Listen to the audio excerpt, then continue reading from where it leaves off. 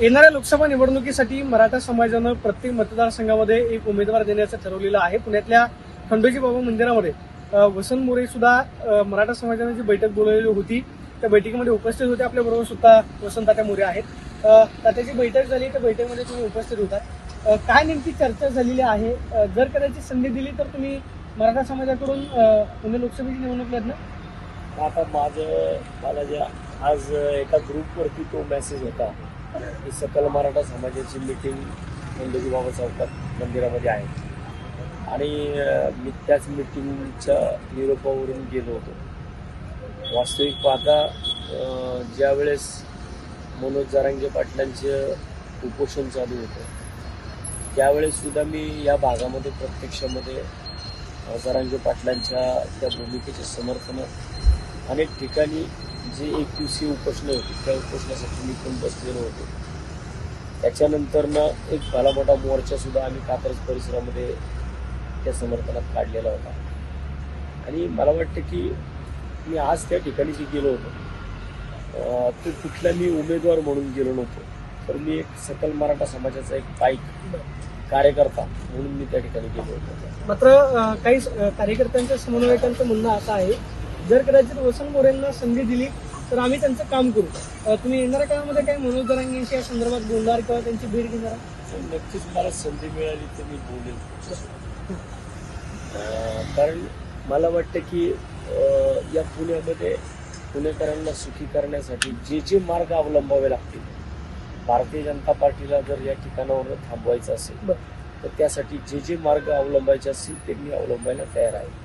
मात्र पुण्यामध्ये एकीकडे खरं तर भारतीय जनता पार्टी महायुती विरुद्ध आता महाविकास आघाडी आणि तुम्ही अपक्ष अशी एक लढत होईल असं सांगितलं जाते। जर कदाचित मराठा समाजानं उमेदवारी दिली, तुम्ही आता अपक्ष निवडणूक तर लढणार आहातच, जर कदाचित मराठा समाजानं उमेदवारी तुमच्या माध्यमातून दिली तरी वेगळे चित्र अजून पाहायला हे नक्की 100%। सकल मराठा समाज जो या पुण्यामध्ये आहे त्या सकल मराठा समाजाच्या मतदानाला एक विकासाची झालर जर लागली, मला वाटतं की पुणे शहरामध्ये कात्रज विकासाचा पॅटर्न आहे, हा कात्रजच्या विकासाचा पॅटर्न सकल मराठा समाज असेल, इतर जी मतदान आहेत पुणे शहरामध्ये यांचा जर एक चांगल्या प्रकारे कॉम्बो तयार झाला तर मला वाटतं की मी पहिल्यापासून सांगतोय की या पुणे शहराचा खासदार वसंत मोरे असेल।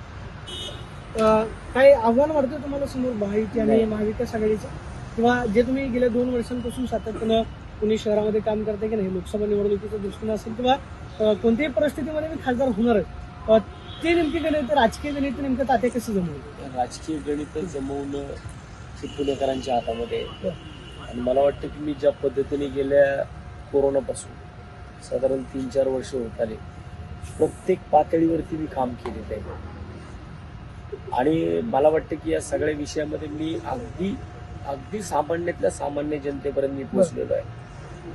अगदी तुम्ही पुणे शहरातल्या रस्त्यावरच्या रिक्षावाल्याला जरी विचारलं की पुणे शहराचा खासदार कोण असला पाहिजे तरी सुद्धा तुम्हाला तो सांगेल, भाजीवाल्याला विचारलं तरी सुद्धा तो सांगेल। आणि मला वाटतं की त्यांच्यापर्यंत त्यांना अपेक्षित असणारं जे काम आहे ते मी गेल्या 4 वर्षामध्ये केले।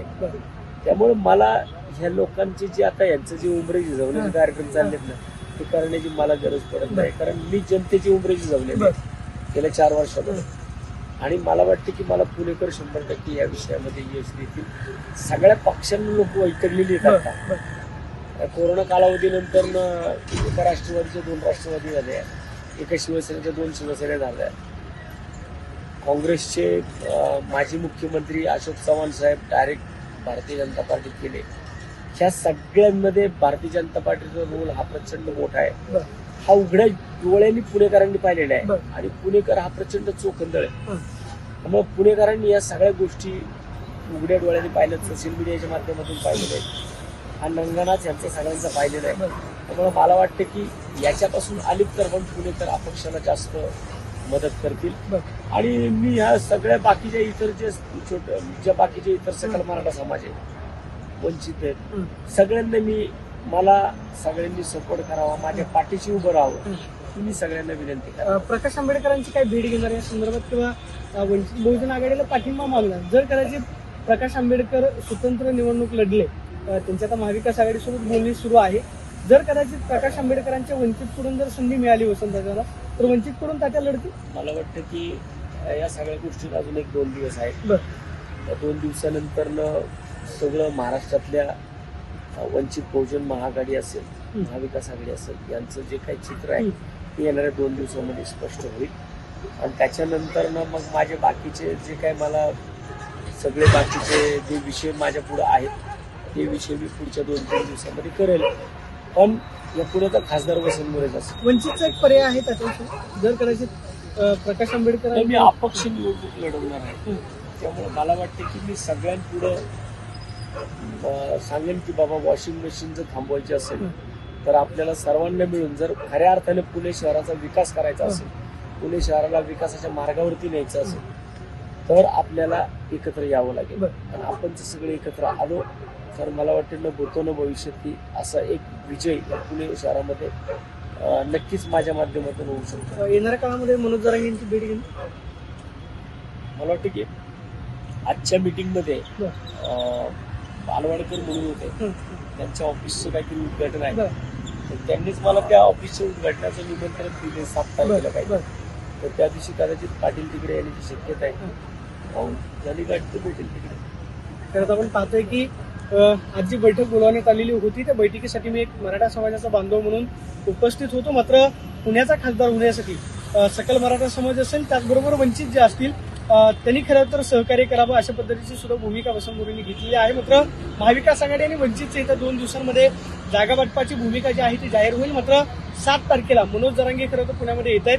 जर कदाचित त्यांची भेट झाली तर मी घेईन असं सुद्धा सूचक इशारा आणि वक्तव्य जे आहे ते वसंत मोरेंनी केल्याचं आपल्याला पाहायला मिळतं.